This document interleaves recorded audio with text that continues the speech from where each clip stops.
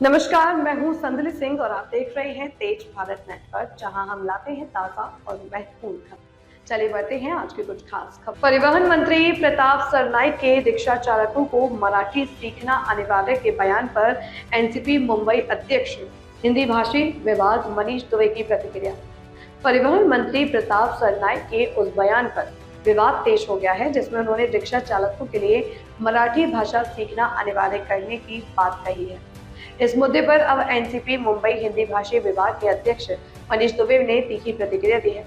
मनीष दुबे ने कहा कि मुंबई एक बहुभाषी शहर है और यहाँ सभी भाषाओं का सम्मान होना चाहिए।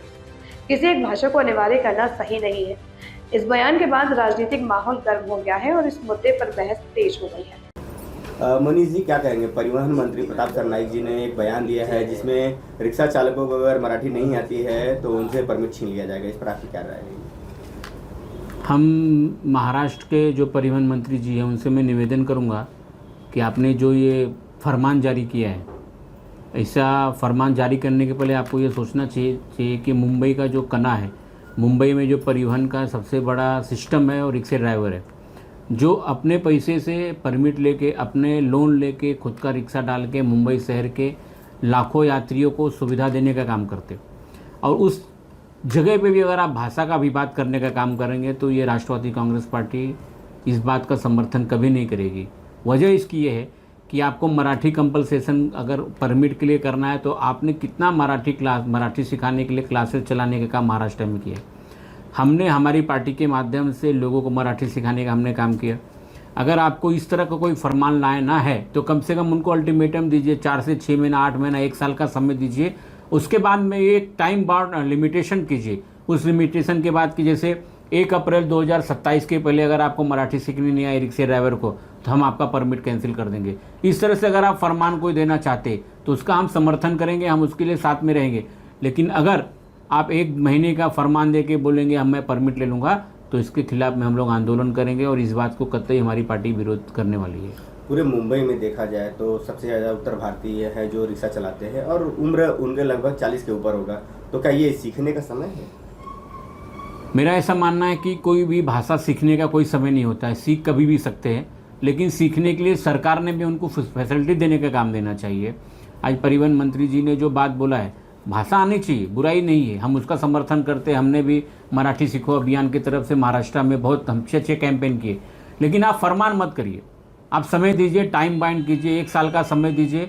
1 साल में अगर लोगों को मराठी नहीं आ रही तो हम आपका परमिट रद्द करेंगे।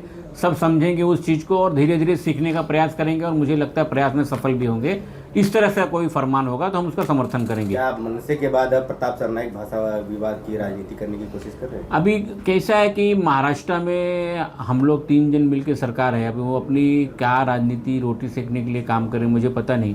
पहले ही रिक्शे चालकों पे महाराष्ट्र के जितनी गाड़ी है, 2 व्हीलर हो, 4 व्हीलर हो, बड़े बड़े गाड़ियों का ट्रांसपोर्ट के ऊपर लाखों करोड़ों रुपए का इन्होंने फ़ाइन मारने का काम किया। फ़ाइन को माफ़ करने की भी घोषणा मंत्री महोदय ने की थी, 75% का रिबेट देने की बात की थी, लेकिन आज तक तो कुछ हुआ नहीं। और नया फरमान ला के अगर वो लोगों को तकलीफ में देंगे, आज पूरी दुनिया में युद्ध का सिस्टम चल रहा है, सीएनजी पेट्रोल पंप पे मिल नहीं रही है, लोगों को तकलीफ हो रही है, एलपीजी की तकलीफ हो रही है, आदमी को खाने के प्रॉब्लम चल रहे हैं, लोग यहाँ से पलायन करने का काम कर रहे हैं। और ऐसे समय पे अगर इस तरह से कोई फरमान आता है तो ये किसके बोलने से फरमान आ रहा है? इसमें आपकी राजनीति मंशा क्या है? इसमें आप क्या साधने की कोशिश कर रहे हैं? किसको आप खुश करना चाहते हैं? आपका कौन सा आगा है? जो आपके आदरणीय उप मुख्यमंत्री श्री एकनाथ शिंदे जी की अगल बगल में सब उत्तर भारतीय लोग बैठे हुए, जिनको मराठी आती कि नहीं आती मुझे पता नहीं, लेकिन उनको एक तरफ आप तवज्जो देते हो और जो गरीब रिक्शा चालक है जिनकी वजह से मुंबई में ट्रांसपोर्टेशन का सिस्टम इतना अच्छा है, उनको आप इस तरह से फरमान जारी करेंगे तो ये अच्छी बात नहीं है। और मुझे समझता है कि परिवहन मंत्री ने इस फरमान को वापस लेना चाहिए। यह थी आज की मुख्य खबर तेज भारत नेटवर्क के साथ। अगर आपको वीडियो पसंद आई हो तो इसे लाइक करें, कमेंट करें, शेयर करें। धन्यवाद।